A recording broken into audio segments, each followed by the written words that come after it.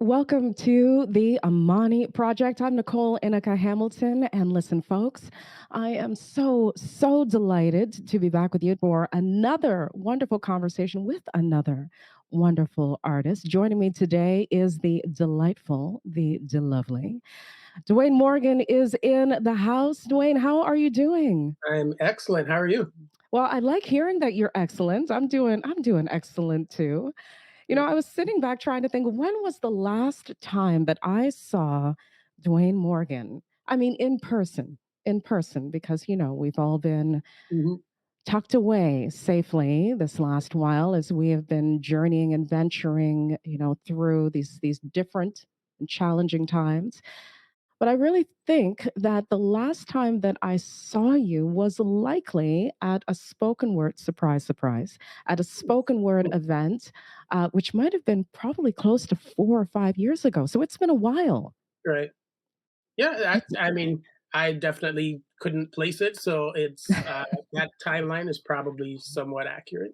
Yeah, it's been a while. So talk to me. How have you been doing? I'm always so curious to know how folks have been over the course of this past, couple of years, really, as again, as we've Mhm. been shifting and changing, and some are saying pivoting.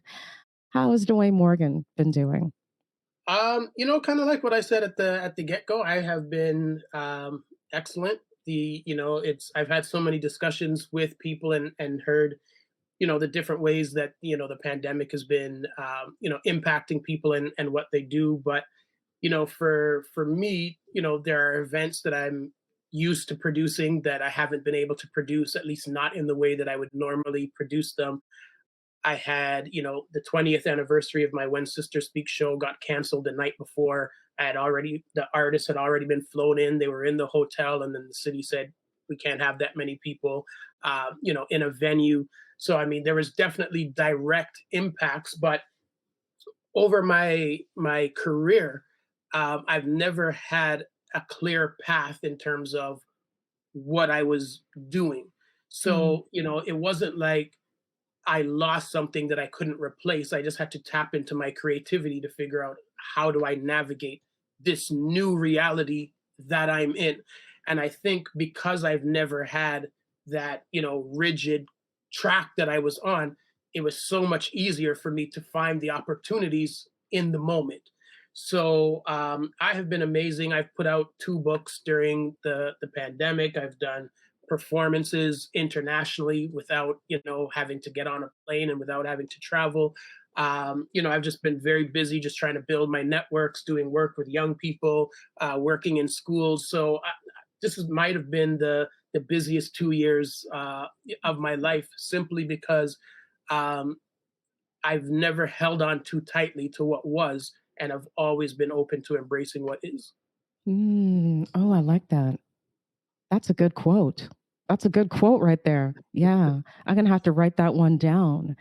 The holding on to what was, over the course of this past, many months, I'm often hearing individuals saying that they have never been as busy, which at first was surprising for me because things slowed right down for so many Mhm. of us right off the top.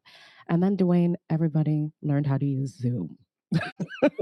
Then Zoom. Yeah. Zoom was there before, but you know. Mhm. And so when I hear you say that, things have just become so busy, I'm curious to know, during these times of busyness and shifting to make sure that you're still able to work, etc. Was there anything new that you learned that has really supported you not only in your life journey but in your work journey? Any new Mhm. practices or things that you've taken on that have been supporting you? I mean, I don't know if I would classify it as, this new learning or something, but I think the things that I do now are more purposeful. And I think, one of the things that I realized is that I was so conditioned by my comfort zone that I was living on autopilot, and I was doing things and couldn't even say what the purpose of doing those things were. I was just so used to doing them year in and year out. And then, as you said, everything stopped. And when everything stopped, it was the first break I've had in like 27 years.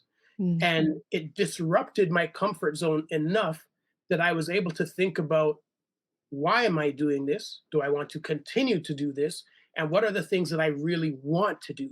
So now I'm just doing the stuff that I really want to do, as opposed to the stuff that I was just so conditioned to doing because it's just what I knew. And I was just constantly in this rat race doing all of this Mm. stuff. But now it's not about just doing, things because I've always done them. It's now doing things because I want to do them. And if I don't want to do it, I just don't do it. And I'm okay with Yes. not doing it. So it's really been a paradigm shift in terms of, doing things because I felt like I had to, and now doing things that I want to do. Yes. The intention and the purpose. I'm going there. The intention and the purpose Mhm. part. What is your why? I'm curious to know, what is your why for what you do, Dwayne? What is your why? I think I have a real love for humanity and for people. I love engaging with people and just trying to bring people together. So I've had to find new ways of, how to do that. So, I started a monthly online writing session where people just sign up and they come, and I give them a topic and we all write and we share together. And it's just, a new way of bringing people together to do something. And I think I'm always in love with stories, and there's so many stories to tell, and I'm always looking for, new stories to tell. So, my thing is really about what can I contribute to humanity through the Mm. stories that I create, and through my ability to bring people together with purpose and intention.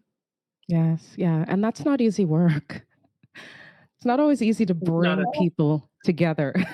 No, no. Yeah, but you seem to do it so well. I've been watching you, reading your work. I have a CD of yours that I got years and years ago. Mhm, And bringing people together, that's a very special ability to be able to do that, and especially now, given the fact that, so again, we're so isolated, mhm, individuals are relying on artists like you, mhm, heavily relying on artists to be able to kind of, not only just guide, but give us the comfort that we need.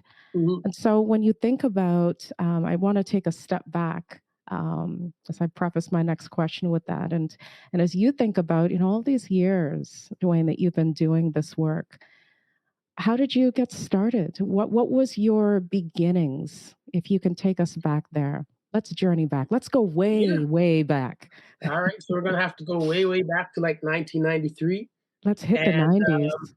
I was in high school, and it's an unlikely story, but it's probably a story that will resonate and hopefully inspire a lot of the people who are watching, because um, I had no talent. I didn't write poems. I wasn't one of those kids who always had a journal and wrote or whatever. I was never into writing, but I became the president of our Black students group in my high school, and there were very few Black students in my school.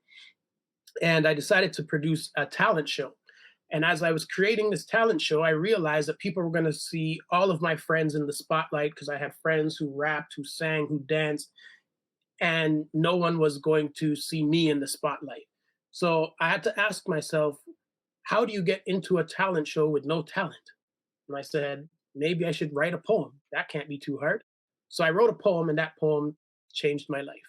And Mm. from that poem, 29 years later, I'm still here writing and creating poems. So there was never this desire. A lot of people don't know that I'm actually an extremely shy, quiet introvert who does not like speaking to or in front of people, but it's what I've been called upon to do. So I find a way to make sure that I get it done. Well, you're gifted in it, my friends. Let me Oh, thank tell you. you, you really are. Do you remember what that first poem was about? Yeah, the first poem was called In Search of the True Brother, and it really looked at what it was like growing up being a young Black teen at that time. So it dealt with, stereotypes and a lot of those kinds of things. Okay, all right. You still got a copy of that, Dwayne? Oh, definitely somewhere. Somewhere. It's here on a computer or on a hard drive or something somewhere. Okay. Yeah, I'm always curious. A lot of people say, okay, I'm going to save that first dollar that I made or Mhm. save that first thing or ish or whatever that was. So I'm curious to know if you've got that tucked Well, away. it's an interesting thing because, when I started doing stuff, you didn't know that it was leading to anything. You didn't know, oh yeah, 20 years later I'm still going to be doing this. So you never even thought, oh, I should keep this or I should hold on to it because you didn't know that it was something. You didn't know that it was important. You didn't know that it was going to be what your life was going to be about. So Yeah. there's so much of, the early part of my life and my career that is absent and is missing because I Mm. had no idea that this stuff was even important, that this stuff was going to mean anything, that this stuff was going to be valuable. So it's really unfortunate because I wish I had kept, a lot of that stuff, and I wish I had videotaped certain things, even though it was hard to videotape back then and that sort of thing. But I think it's so important, especially for young people now, to from the beginning document everything, because you never know if that thing that you're doing that you think is just this small little thing will end Mm. up being what your entire life is all about 20, 30 years from now. So document all of it, have it, take the pictures, take the video, because at some point it might be very valuable. That right there, words of wisdom. Agreed. I definitely can understand that. There's so many moments of my younger artist periods that I will never get back, Hmm. because I wasn't on Instagram and on Twitter and on those things as a youngin'. Hmm. And so, you're very right. A lot of those things, those times, those moments on stage. But thankfully, you and I right now exist within a time where it's easier to document things Hmm. because of these social media platforms and all of these other applications that are available to us. So I love that you've shared that. I love that you share that. And so when again, I want to take a step back and keep talking to little Dwayne, because I'm so curious to know, as in hearing that you were shy, are shy, pardon me, Hmm. and just hearing your you talk about your disposition. Who inspired you? As you were growing up and starting to work within these different areas of writing and presenting, who are some of the folks that inspired you during your journey? Well, I mean, there was a poet who named Black Cat who was very big at the time when I was much younger, and I would go out to a lot of his shows and see, different people who were out there writing and creating and doing things. There were people like Lillian Allen and the Dub Poetry Collective that existed, and that was, my parents' generation of people who had come from the islands and were doing, dub poetry stuff. And then I have to look at, my grandfather. I grew up. My grandfather was a pastor, and I believe that going to church week after week, watching him on a pulpit entertain an audience, was part of the early makings of who I have become.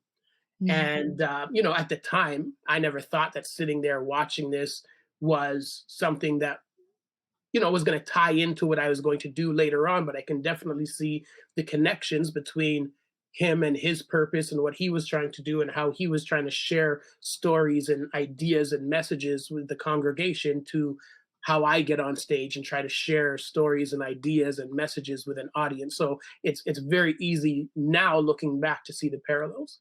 Yes, yeah, that there were quite a few Hmm. individuals that inserted and imparted their Yes. wisdom.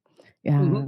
What does storytelling mean to you? Because I know that I love hearing individuals talk about storytelling Hmm. and the scope of that. So, what does storytelling mean for you? Well, you know what? From everything is storytelling. We don't realize it and we don't think about it, but absolutely everything comes down to storytelling. And storytelling is about the human experience. It is about human emotions. It is about the things that we go through. But every song is storytelling. Every advertisement is storytelling. The things we do when we catch up with our friends is all storytelling. We all know, when the boring person calls, we question, am I going to answer this call or not? But when the exciting person calls, that always knows how to tell a story and it's funny and what, we always answer when that person calls because we love stories. Stories exist in every part of uh, the human experience, everywhere human beings are. We're either sharing stories, we're seeing stories, we're inventing stories. So I think everything is stories, and the beauty of that is that even if you look at something like the pandemic, if you talk to 10 people, you find out 10 different stories about the Mm. pandemic. Because as people, we are constantly creating stories, and our lived experience affects the lens that we experience life through and how we create the stories that we live our lives by. Yes. You know what I'm thinking about? You remember the telephone game? When we were Is it the broken kids? telephone? Oh, broken telephone. Thank you, my friend. That was it. The broken telephone. That was Mhm, it. You took me back there. That's right. Broken telephone. And so you've got two individuals who are going through or hearing the exact same thing, but the mhm, lens and right. what they understand and receive from it are completely different. So I started Yes. to think about that as you were sharing. Mhm. Yeah, and I mean, it's so true that the you can't take it for granted that everyone sees, knows, experiences the same story. And I was just having a talk with my daughter the other day, and I said, if five people see a car accident, the police come and they talk to all five because all Mm, five are going to see something different. The story of all five is going to be different depending on what they were doing, where they were positioned, how they feel about cars and pollution and climate change or whatever the case may be. All of these things influence how we experience life and influence mm. the stories that we create for how we live life. Yes. Yeah. Oh, that's good, Dwayne. So then um, how does that impact the way that you create? Well, for me, I am unapologetically Black. So all of the things that I write come from the lens of being a Black man in this world. Mm, The things that I have experienced all filter their way through how I write and the stories I tell and the perspective that I choose to tell them from. And, part of my work is that when people have had similar experiences to me, they should read my work or hear my work and see themselves in it. And for people who have never had my experience, it should awaken something in them that the world isn't just how they've experienced it, but there's another way that other people are experiencing the world. So, when I go to write and tell stories, those are some of the things that I'm thinking about. But it's all done through the lens of being a Black man in this world at this moment in time. yeah. So when you are writing, and this I'm curious to know as well, because there's so many individuals that look up to you, so many young people, so many mature individuals that are so, and myself included, that have been so blessed by your work, by your writings, by your teachings. And so for those individuals that identify as poets, that identify as writers, that identify as storytellers, what would you say that an individual needs to come with? Whether that be a skill or whatnot, what do individuals need to come with if they want to have an impact on what it is that they are giving to the world? What do we need to come with? I think the most important thing to come with is courage, because Mm, it is not an easy thing to put yourself out there. I mean, you mentioned before that it's very easy with all the technology now to, be an artist and do certain things, but also um, you have to have a very thick skin, and that's why you need courage. Because when you put yourself out there, there is always going to be people who are on the attack, who don't want to hear what you have to say, don't care about your perspective, don't care about you, don't care about your feelings, and you have to care enough to not be bothered by that. Because for most people it's human nature that if you get produce a piece of work and receive 100 comments on it, and 99 of them are positive, you will lose sleep over the one.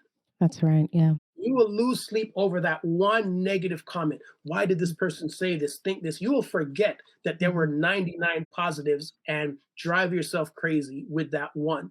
So you have to have the courage to be able to move past the one, to focus in on the 99. You have to understand that what you are doing has purpose beyond yourself. So I don't write for me. I create to give it away. I don't like having poems that are just sitting on my computer. There's no value in that. The everything I write, I'm looking for ways to give it away, to give it to people so that people can access it because what is the point of sharing these stories about the world that I live in that nobody can see, nobody can read it, nobody can hear it. So that's why, I have 14 books out. That's why I have 9 albums out. I'm just constantly producing because there's no point in keeping it to myself. I don't create for myself. I create to give to people, to humanity, so that when I'm no longer here, people can look back and say, this is what this artist thought and created while they were here in this specific moment in time. Right. It's the courage part is not always easy. Never.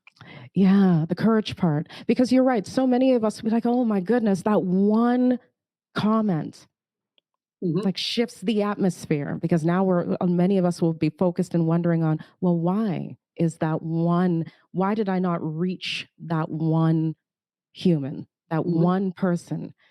So the courage part is not always easy. But I love what you've said there about going back to use the word purpose earlier and Mhm. who you're writing for. I think once we keep those things in mind, it makes the courage part a little bit easier to attain.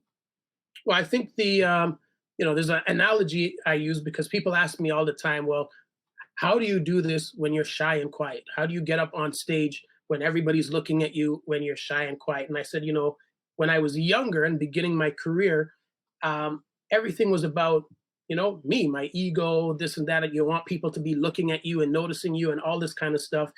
And then, what I had to do to get over it is then I had to realize that, people would ask me, how did you come up with the idea for this poem? And I'm like, honestly, I have no idea. I was just driving and this thing jumped into my head and I was like, oh, that's cool. I should write it down.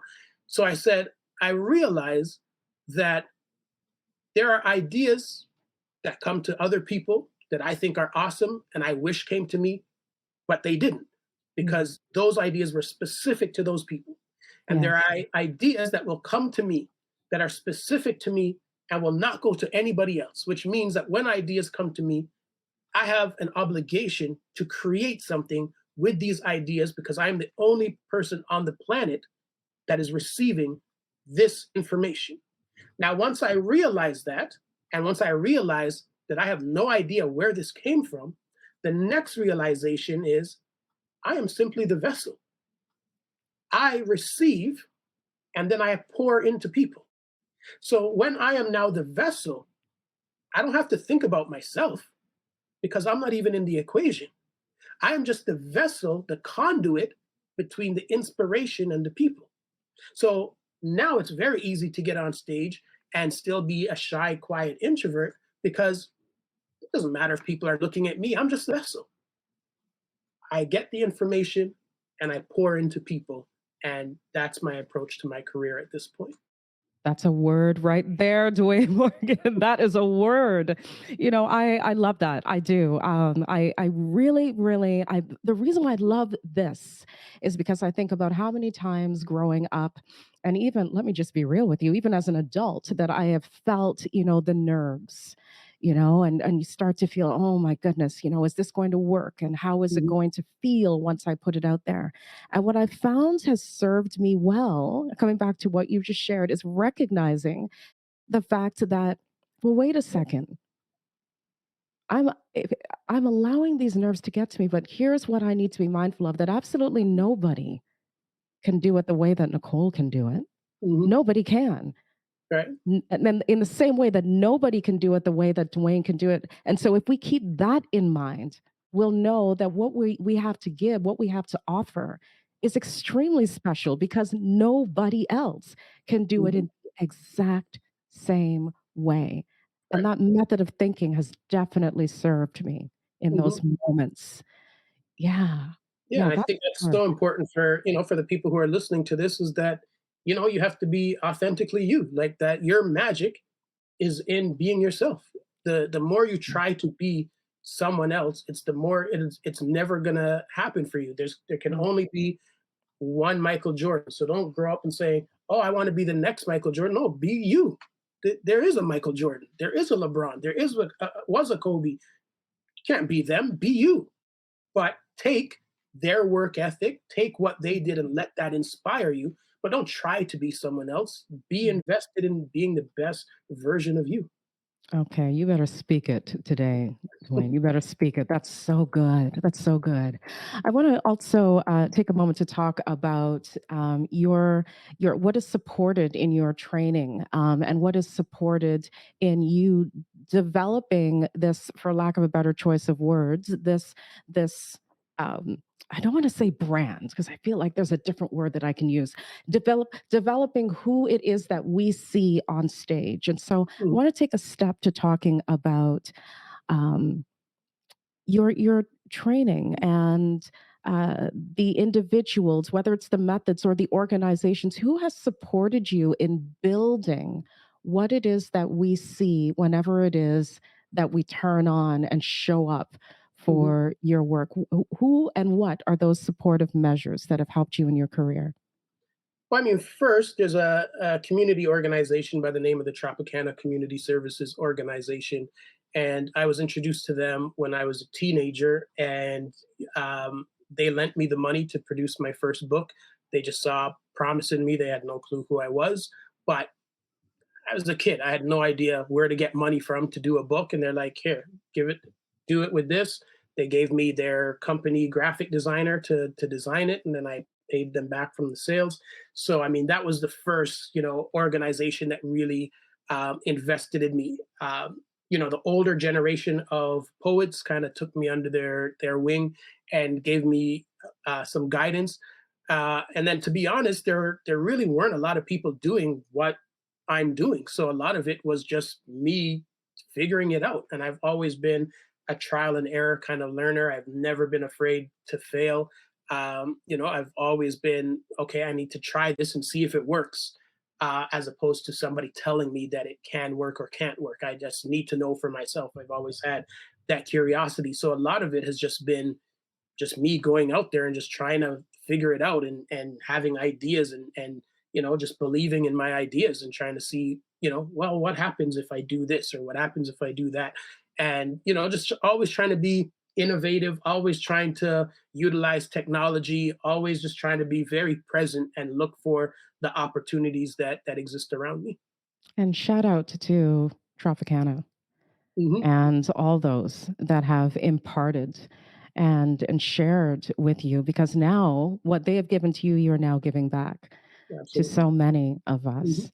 So let's talk about, can we talk about some highlights, please? I Sure. feel like there's hundreds, but I'm curious, from Toronto Spoken Soul Festival, Up from the Roots, which so Mhm. many of us are so aware of, the awards, the many awards, Mhm. Dwayne. When you think about all the things that you have been able to accomplish, what are some of those highlights? What stands out for you?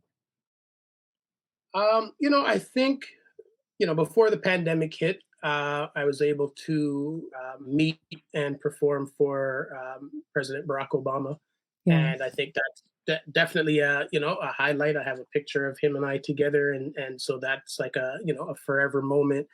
And I think the next biggest one would be being inducted to the Scarborough Walk of Fame in 2013, and just having this star on the ground that has my name on it, for the things that I've been able to do and achieve.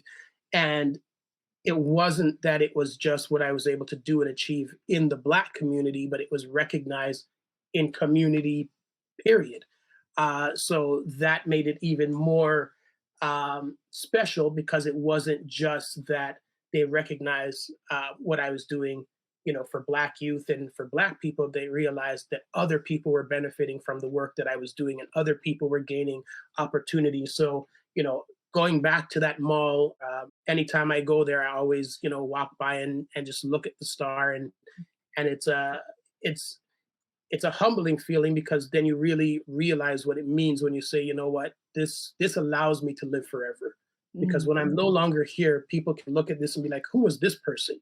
It's a record that I existed and that I did something with my life that was notable. So, my daughter, growing up, she can always go back there and look, and it's just part of the legacy of the work that I've been doing. Yes, absolutely. And I've met your delightful daughter before. What a wonderful human as well. And so, I think it is quite incredible because these moments are now archived. Mhm. And when I think about so many of our ancestors who never had a lot of their beautiful, incredible, outstanding moments archived, and knowing that we now have the opportunity to archive these moments, I think is quite thrilling. I think it's thrilling. I think it's important. It's necessary. It's imperative. Mhm. So seeing your star is quite. It's just awesome. And I remember reading in the news when that star happened, and also seeing the delightful images when you were presenting for Mhm. Obama on social media, and thinking, yes, that these moments now are captured, forever captured online as well, Mhm. and will never, ever be lost because they have been archived now. Yes. Yep, absolutely. And I think that's just the beauty of the time that we live in. Yes. Yeah. So true. So can we talk about some of those as we move from highlights? I also want to talk about there's some roadblocks that sometimes we encounter, Mhm. as artists. And for many of us, many times, one of the big roadblocks that I hear from individuals are things like funding and space being made for us at tables for the work that we desire to do. And so, as you flow in this journey, can you share some of those roadblocks? And I'm also interested in how you overcame them, because that's Mhm. a big piece for those folks that are listening and might be hitting some of those same mountains Mhm. as well. So can you share some of those roadblocks and talk to us about the overcoming part? Because I always want to hear All that right, part no problem. Well, the my biggest roadblocks are the two that you mentioned, too. funding and space. And it was really interesting because, as a young person, finding this thing that I was passionate about, trying to figure out how to do it. As I said, I got lucky when Tropicana, decided to fund my book. Um, but then, you had to get creative about, how am I going to do this? I want to do another book. How am I going to do it? And what we would do is, this was years before anybody even knew what crowdfunding was. Now you have uh, Indiegogo and Kickstarter and all of these things. But what we would do is we would say, all right, I'm going to put out a book in November. It's going to be $15 when it comes out, but I'm going to sell it for $10. Anybody who buys it now, you get it for $10. And then you just take all of that money and use it to pay the printer. And then by November, you have this book. So we had to get really creative. We were doing crowdfunding before crowdfunding, even started. One of the first series before I created When Brothers Speak and When Sisters Speak, a series that I was doing that was really popular, was a show called Black Love. And this show had, poets, singers, a live band, people would dress up and come. But nobody wanted young Black people in their establishment. So the first place that I was able to convince to let me do this show was a Fit for Life gym. And it was hilarious, when I talk to people that I've known from those days who would come to those shows, and even the artists that I'm still in touch with from those days. We have a good laugh because there were all of these young racialized people in this room, everybody dressed up. The guys were in dress pants and ties and stuff. And you're listening to all these people perform. And then you look to your left, and there's people on a treadmill, somebody on an elliptical, somebody riding a bike. Like, you are in a gym with people working out, but Right. here we are over in this space trying to do it. And the important thing was, it had to be done. We Mm. had to get it done. We had to be able to say it worked, it was successful, there was no violence, everybody had a good time. And that's how we were able to then go to other places and bring the events. So, when we talk about the overcoming part, is sometimes you have to do what's not ideal to get to the point where you can do what you want to do. Sometimes you have to execute the vision just to say, okay, the vision works. Now that you know the vision works and you have evidence of that, then you take it and you bring it to this other place. If you always sit and need all of the conditions to be 100% perfect, you could Mm. sit for your entire life and never get started on what you want to do. Very So, true. whether it's speaking to young people or whoever I'm speaking to, I'm figuring what can you start on now? What aspect of it, what version of it can you do now? And it's a very interesting thing because so many of us want it to just be perfect the first time. But I'm like, there's a reason why there's a new iPhone every year because they improve it. They see what works, they see what people like, and they add to it. So think of whatever dreams you have as an iPhone, because the first iPhone is nothing like the iPhone I have right now. And whatever idea you put into the universe today might be very different from the one 10 years from now, but there will never be one 10 years from now if you don't start and create the one today. So you Right. have to think of your dreams and the things that you want to do in the same way. Uh, the, the, the landscape is never going to be 100% perfect and ready for you. You just have to be ready enough to go out there and start and then build whatever it is that you're trying to build. I feel like this is a fantastic lesson for those that are coming up Mm, behind us mhm. as well, to know that it doesn't have to be at 100. Right. Yeah, And I I mean, also it's good to have that Mhm, as the goal, but mhm, that doesn't mean you don't start. Like when we think about, places where, our families have come from and stuff, like Jamaica is a great example. And people are like, these people are so good at track and field. But when you go to Jamaica and you see kids in school running, some of the kids don't have shoes. Some of the schools don't have tracks. They're running on dirt. They're not waiting until I have mm, the ideal conditions. They say, these are my conditions. I'm going to make it work. And the right. more I make it work here, the more opportunities will come to me. But if you just sit and wait for opportunities to come, time is passing you by. You might sit for a very long time, and the opportunity you're waiting on is not going to come because it's disguised as something else. Mm. So sometimes you have to take what is in front of you because what is in front of you is actually the opportunity that you want, but you have to, it's like the Wizard of Oz. You have to look behind the curtain, then you're like, oh, this is what I was waiting for. But if you're not willing to look behind the curtain, you'll miss it. That's so true, because sometimes how it presents itself is not exactly how we were thinking it was going to be Absolutely. presented. Mhm. Yeah. Okay, I'm gonna remember that. That's good. That's good.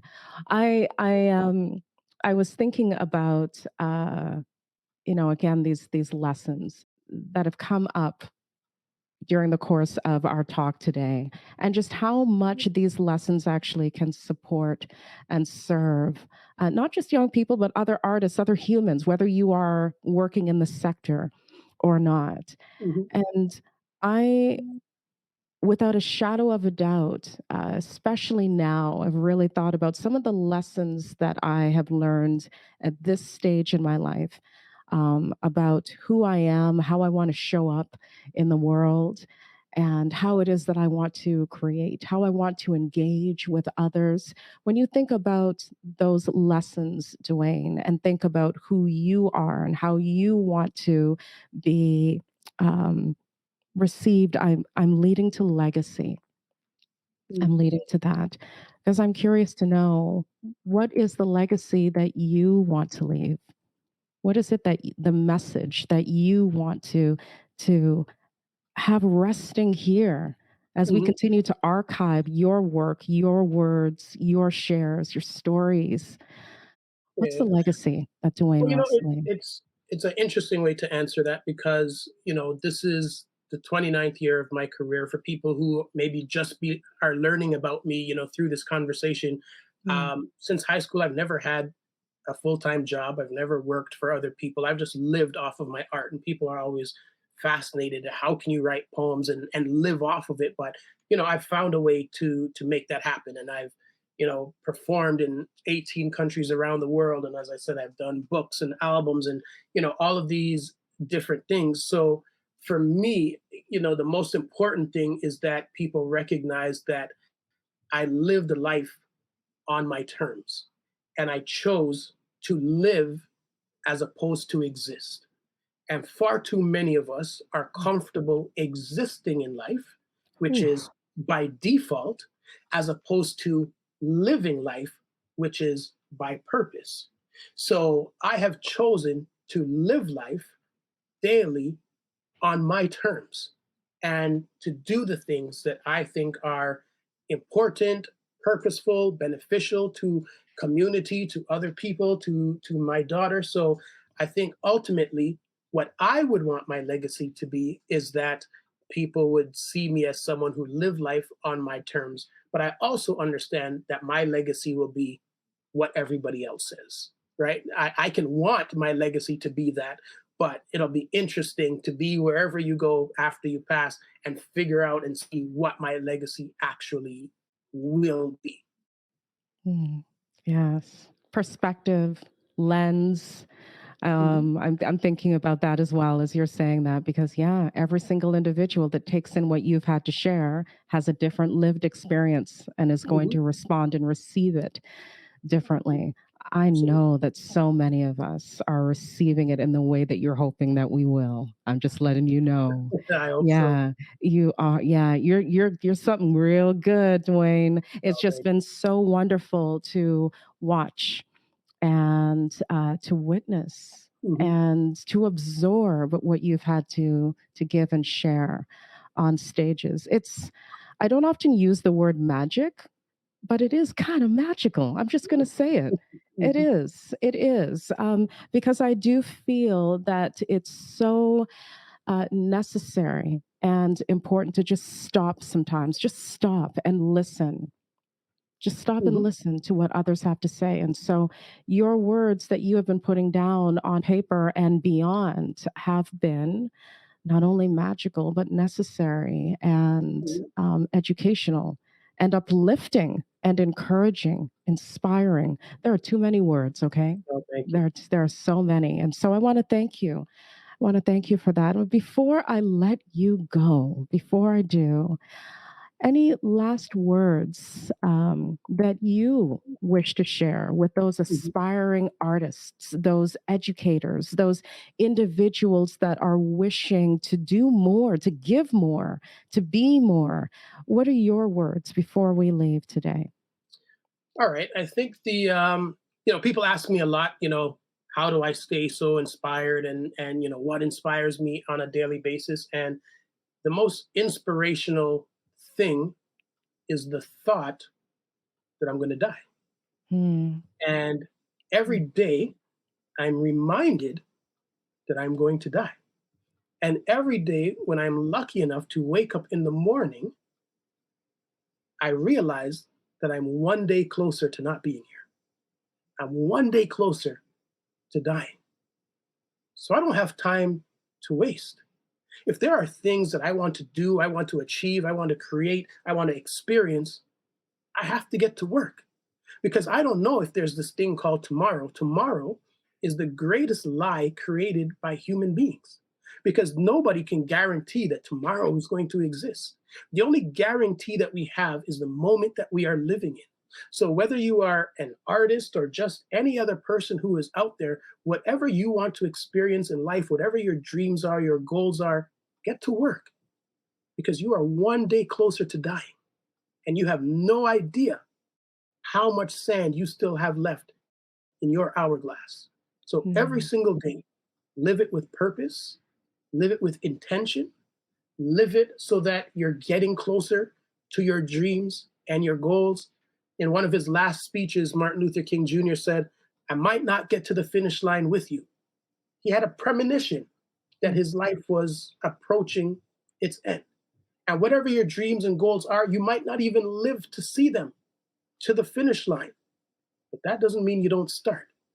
Every single day, you are one day closer to die, one day closer to the end. So whatever you want to do, get to work. There's no time to Mm, waste. And if you think like that, you will always be inspired. There is always something for you to do. mm. A hard truth.